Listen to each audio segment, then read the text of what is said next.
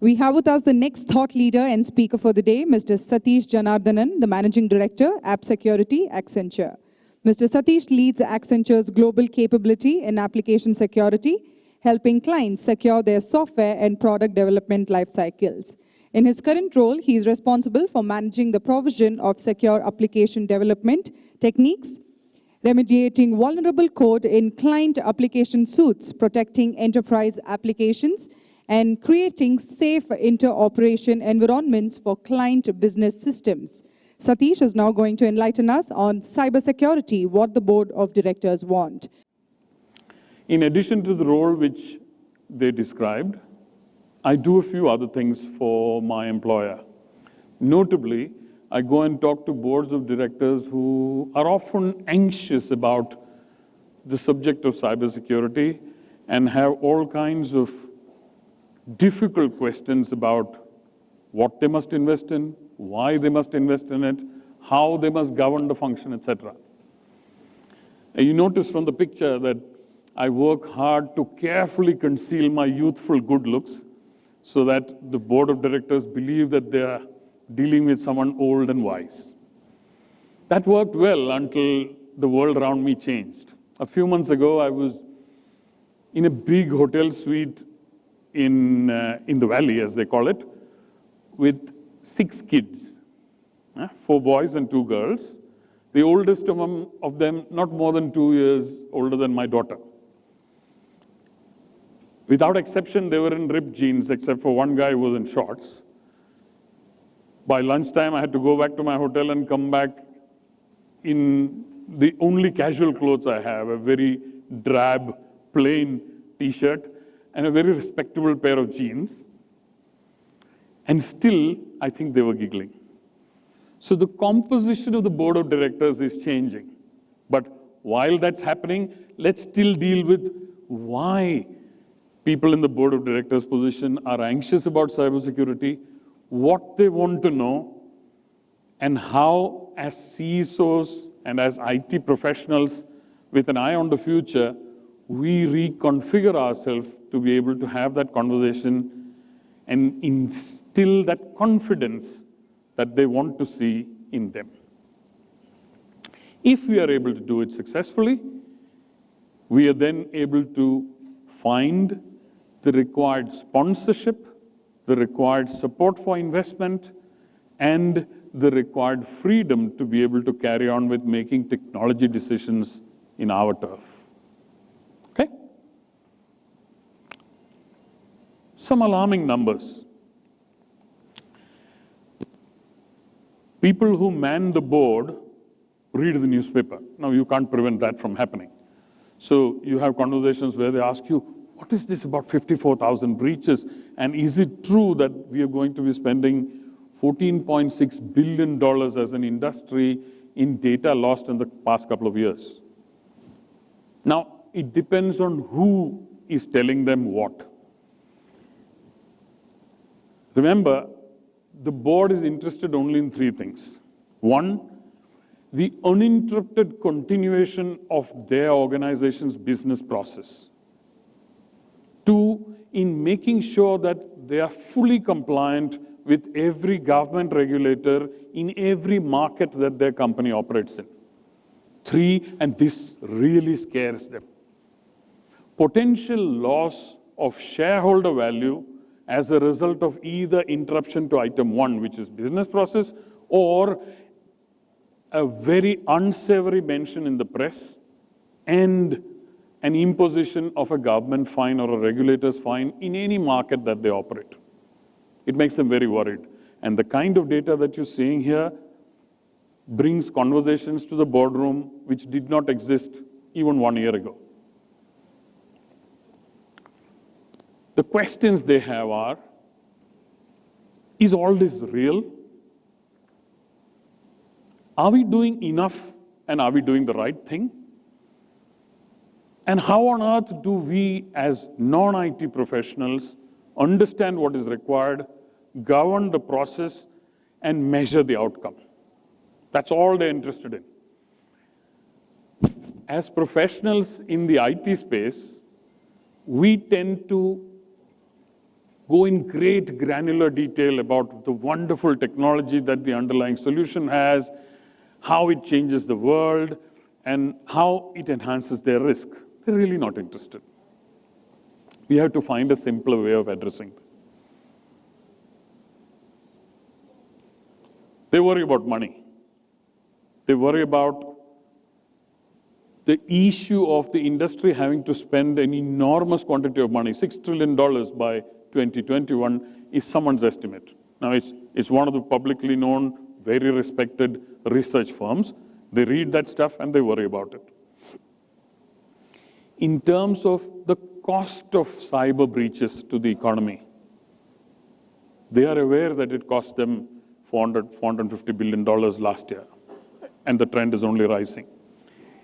They also know that the average cost per breach is touching $4 million now and is actually trending upwards. It's not going down. Even though number of incidents are increasing, the average value loss is also increasing because breaches are becoming more and more intrusive, and there are add-on costs which are connected to regulators' fines. What are the challenges as they know it? It's our duty to be able to present them as lucidly and as simply as possible. Pace of technology change, it is unprecedented. Every speaker, without exception before me this morning, has shown you how things become redundant, how technology changes, how user expectations change, and how an organization is caught napping if they don't reinvent themselves month after month, if not quarter after quarter. Cyber attackers used to conjure up an image in your mind of someone wearing a hoodie, sitting in a dark garage somewhere, and doing something for vicarious personal pleasure. That's not how it is anymore. There are areas of the dark web, which I'm sure some of you in the audience must be familiar with, where you can go and find people, white-collared, extremely well-educated people who work in corporate-like settings and who collect a bonus malus-related pay package to be able to sell vulnerabilities anonymously offline and online. Yeah? That's the kind of innovative industry that the board is up against. Naturally, they have to worry. I mean, I'd be worried if they're not. No? And there is this other thing. Most organizations, board members are aware that their IT systems are a fair mix of algorithms generated 10, 20 years ago, as well as new UI, UX-based web, native web and native cloud applications developed last year. Many times, and this is more so in the stodgy, stiff upper lip financial services industry, in the airline industry, etc., where it is not possible and not practical, not feasible to throw away old applications. They still continue to sit there, old green screen, hard-working applications which run off a mainframe, and people build layer after layer of user experience around it, web-enable it, and then therefore expose it to areas of online attack which it was never designed for. And therefore, even though the industry seems to have done a good job of protecting its perimeter, the board is aware today that the threat has come within the organization. It has come directly into the application layer, it has come directly into the data layer, and it is further complicated by the necessity to share your client's data with the business ecosystem without which you would fail anyway. They're aware of that. Now, does it need reinforcement? Yes. Does it need quantitative data as a backbone? Yes. Does it need practical solutions by way of recommendations? Yes, it needs all of that. But these are the challenges. We'll just talk about 5 things, and I'll spend no more than a couple of minutes on each. At the end of the presentation, I will leave you with a link to my firm's very recent research paper, which is out in the public domain 3 weeks ago at the Black Hat. It was made public as a part of the Black Hat conference and is available for all of you to take away, read, digest, assimilate and go back to your board or go back to your stakeholders with. So all of this is extracted from there. I have summarized it as much as possible to keep it palatable and to keep it as simple as I can and as non-technical as I can.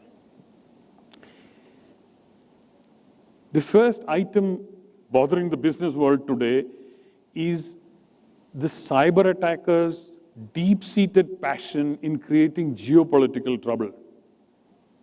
Every one of us has heard about the attempt at a certain company, Cambridge Analytica, everyone knows about it, in influencing the election outcome in at least 3 major economies in different parts of the world. There's even, for those of you who are interested, a Netflix feature which tells you exactly how it was done. Behavioral understanding, a simulation of that behavior using a superimposition of demographics to influence the outcome of public thinking in an election. Those of you who are subscribed to Netflix can go watch it. Government agencies are reinforcing the intelligence input that this will continue and get stronger and stronger. Yes? Threat actors have other interests. They have ambition to disrupt. And there are people who are rebels without a cause. But the impact to your company, to your board of directors, is almost certain financial ruin, which is why they worry about it. And it is known, and there's a lot of money spent on keeping events like the G7 summit, the upcoming Olympics, and any other major world event safe, because we know that threat actors these days want publicity.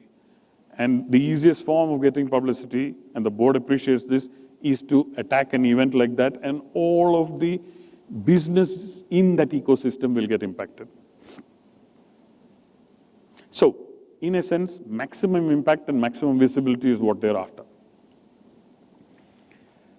There was a time quite recently when hackers very proudly shared all of the vulnerabilities that they could find and bragged about it in public.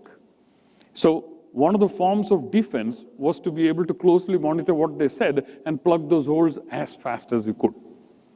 But that is changing.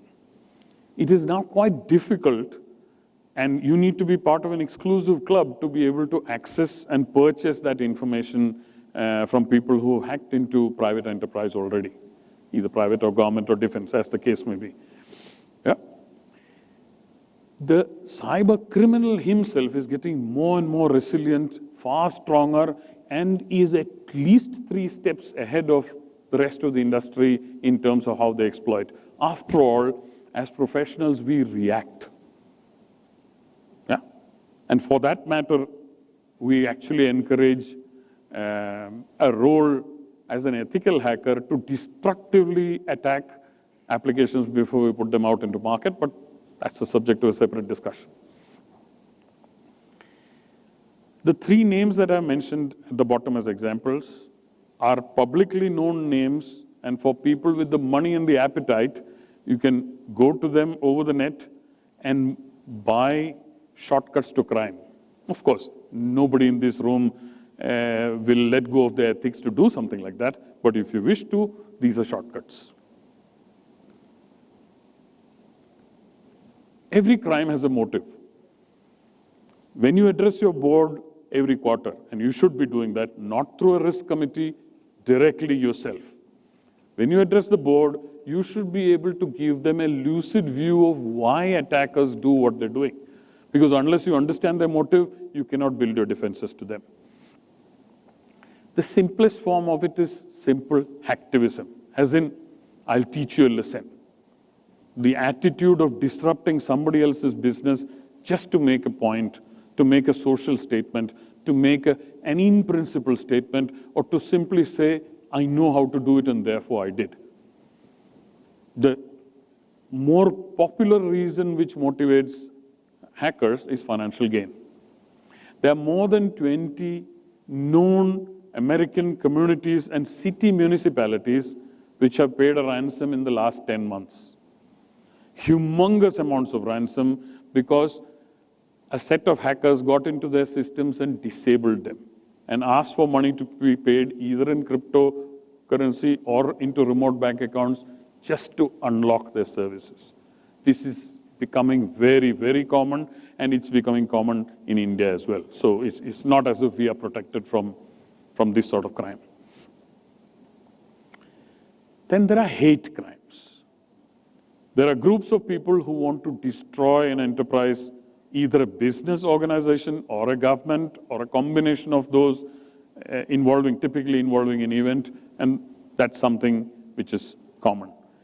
Geopolitical messaging is a little more rare, but we are all very widely aware of a certain nationality wanting to assert itself by spreading ruin among other parts of the world, etc. The less said about it, the better. But when you're running a board and when you have a business enterprise which has got a footprint in those areas, you worry about these things. This is an area, threats moving into the supply chain layer, something I would want you to think about carefully. And when you have the opportunity, talk to your sponsors, to your management team, to your steering committee, or whomever it is that you address carefully. 2 examples. The text you can read yourself. 2 examples. 1, amongst the most respected airlines in the world today, British Airways, has recently, in the last 6 weeks or so, seen a 3-digit in $1 million fine. Why? Not because their enterprise systems were unsafe, not because they were actually hacked, they were never hacked, but because the hackers have moved on to attacking the supply chain ecosystem peripherally. Because more than 10,000 British Airways customers who went from the BA site into a payment site and made a normal credit card payment got their card details compromised. The regulator, in a very detailed report, which is public, you can go read it, in synopsis says, while there is evidence of adequate care in their information technology systems, they could certainly have done more to protect their clients' data when they were passing it outside their ecosystem for a valid transaction where they are the beneficiary. This is part of the ruling. I suspect BA will appeal and it will go on for a few years, but this is an example to the boardroom about what's coming their way. That's why the board is anxious about it. Second example is probably the best known hospitality brand today. Again, their systems never got hacked. 3 years ago, they went and bought another hotel brand. A year and a half before that, some subcontractor of the acquired hotel brand had got a weakness in their computer systems, as a consequence of which the target of the acquisition got hacked. It came to light now, last year, and as a consequence, a US congressional hearing happened, and they were fined again 3 digits in millions. And the ruling was clear that the brand owning the business is the one which will face the fine. Again, with just these 2 examples, there are at least 6 or 7 more. With just these 2 examples, every board in every Fortune 500 company is actually in panic mode. Now we have a different problem.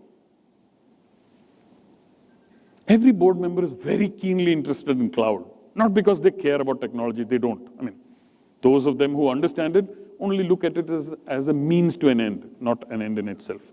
We know that cloud computing is wonderful. I spend hours of my weekend reading about it, but what does the boardroom know? They will come back to you and ask you, I hear that cloud computing is unsafe. I hear that public clouds are unsafe. I'm very, very interested, or we as a board are very, very interested in implementing public cloud, because it then allows us to move our clunky capital expense into annually amortizable operational expense. That's the interest in it. However, how do I keep it safe? All of us in the room know about vulnerabilities that exist in cloud computing. All of us also know that there are reasonable mitigants available as long as you implement them carefully. What's the board looking for here? at least 3 different company boards, very respectable, very globally known brands, have demanded that we independently verify their own internal technology strategy about how to move to the cloud, how much to move, and whether or not a multi-vendor cloud environment is safer than a single vendor one. So, as professionals in this area, you know to expect that this is an angle of questioning. So, I've covered 5 different top-of-the-line current board anxieties about cybersecurity. And in the URL which I will leave with you, there's about 100 pages of detail. If you average it out, 20 pages of each item, which gives you more than enough material to read, think about, do cross-reference reading, and prepare yourself for the conversation with the board. A couple of other things to remember before we move on to the next slide is that the boards are now increasingly removing the layer of the risk committee from this, saying, while you do address the risk committee more frequently, we need to see the CISO present to the board of directors at least once a quarter. And each quarter, they demand to know from the perspective of the marketplace what is new, how the old items which were discussed last quarter are being handled, and what governance, additional governance investment is expected to keep them safe. They take it very seriously. I'd ask each one of you to think about it and prepare yourself for that seriousness. I've been caught off guard more than twice in this year. It can be unpleasant. Stop reacting and start thinking. If 6 out of 10 vulnerabilities which we have found in the last 10 months go back to some simple stuff, OWASP top 10. There must be nobody in this room who doesn't know what OWASP top 10 is. But in the last 10 months, 6 out of 10 vulnerabilities found across the marketplace where we work goes back to that textbook thing which shouldn't have happened. Master the brilliant basics. Go back into your technology landscape and push hard enough to eliminate those fundamentals so that you don't look red-faced in front of the board when you go to them next time if you have the misfortune of being hacked. Develop solutions across the value chain. Remember the examples about Marriott and BA. Remember the spread of the ecosystem where you're forced to operate and find a clever architectural way of containerizing the information you send out, destroy it upon the completion of consumption, and make sure that the partners you choose can be as trusted as your clients trust you. If you don't do that, you will be standing in front of the board for wrong reasons. Think like a bad guy. I invest an immense amount of money in setting up and retaining a small team of really evil people. Yeah, they come with the adjective ethical hackers. We employ them only for destructive testing, only for breaching existing client application landscapes, and they pay us for it.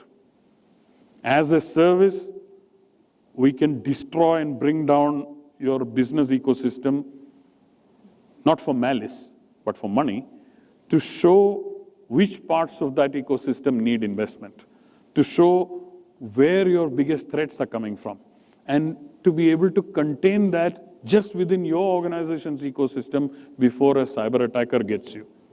We provide that as a service. Integrate and invest in breakthrough innovation. That's good English, but I haven't yet figured out how to do it. I do something else instead. Even representing amongst the world's leading service providers in this space, I know that we don't know all the answers. Yeah? Part of what I do is carefully cultivate niche players, often companies with less than 20 employees. Rama referred to players from Israel who are particularly gifted in this. We have alliances with 3 of them. Yeah? Some we purchase outright, but we let the brand remain and don't mix it up with our organization, because the moment you do it, you will kill innovation. Because when you take a small group of people who wear ripped jeans to work and sit on the carpet and bring them into a stiff upper lip, gray suit wearing company, you lost them. So we actually work hard to nurture their independence and keep them there. 2, where it's not practical to buy and it's not needed to purchase everything in sight, we have formal alliances with them and go to market jointly. 3, if we are serving a client board level group, then you don't give them generic stuff. We study their pain points, their business, and their threat vectors, conduct a threat analysis on them, and actually attack their ecosystem to find out how to serve them better. And therefore construct a defense solution for them, because without doing a threat model, what you're doing is, of limited value.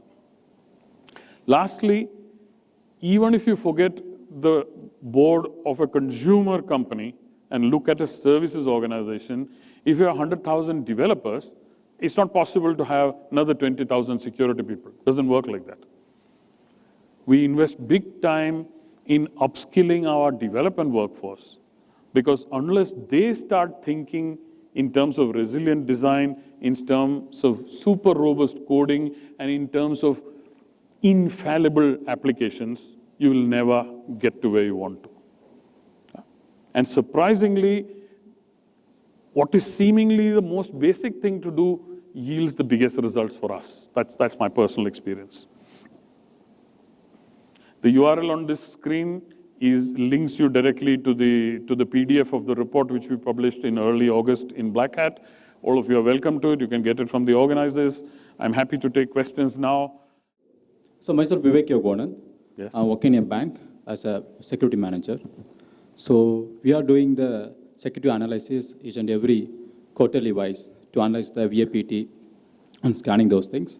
And we are also working on that one, how to defend those kind of red attacks and blue attacks like that. So how we can, what are any recent tools are available to overcome that one? So attacks or what it happened, to analyzing the attacks, so anything else. So there are at least a dozen tools out there, each one of them better than the other. The problem I encounter when I'm talking to a set of stakeholders is when somebody gives you the money to buy a tool license, they do not give you the time in addition to your day job to do a good job with it. Yeah? Which the easiest answer to that is to be able to find someone like me who will be delighted to come and do your red teaming for you, your blue teaming for you, and stay within a scope. If you want only that, take only that. It's a pay-per-use consumption model, because just as I said in my second last slide, we don't know all the answers. Yeah? You don't need to know all the answers. What you want to do is find a trusted ally who will bring the required skills to the table, give you the answer, and walk away.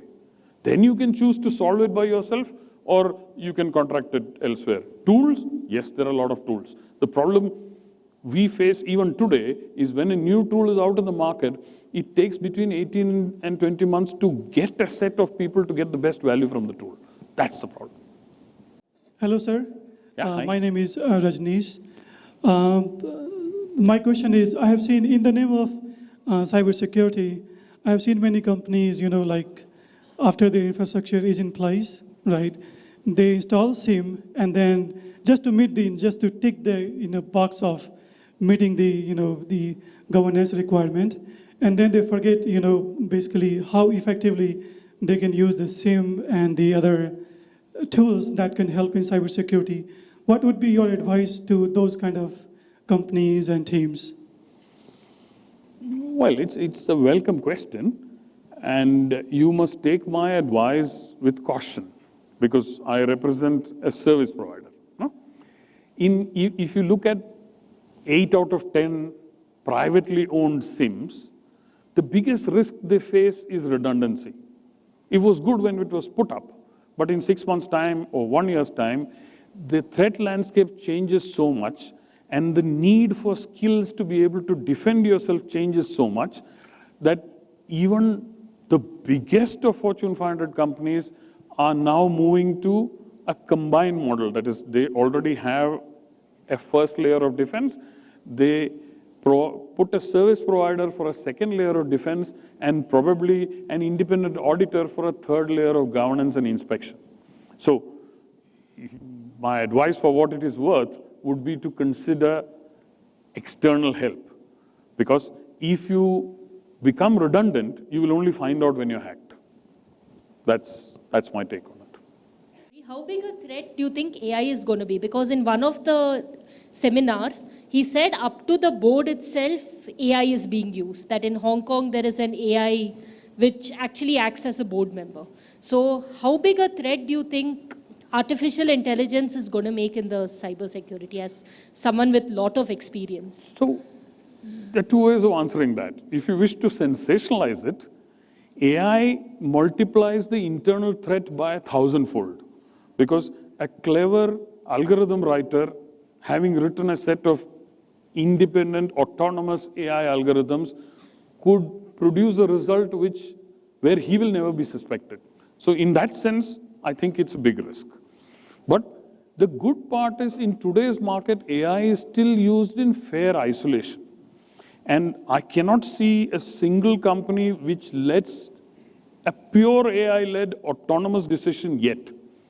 So even though I were to paint a cruel picture of a lone actor creating trouble through AI, I think we have fair checks and balances, fair conservatism, and fair amount of old-fashioned managerial input to prevent that happening today. I don't know how the scene will change in 2 or 3 years' time, but that's where we are.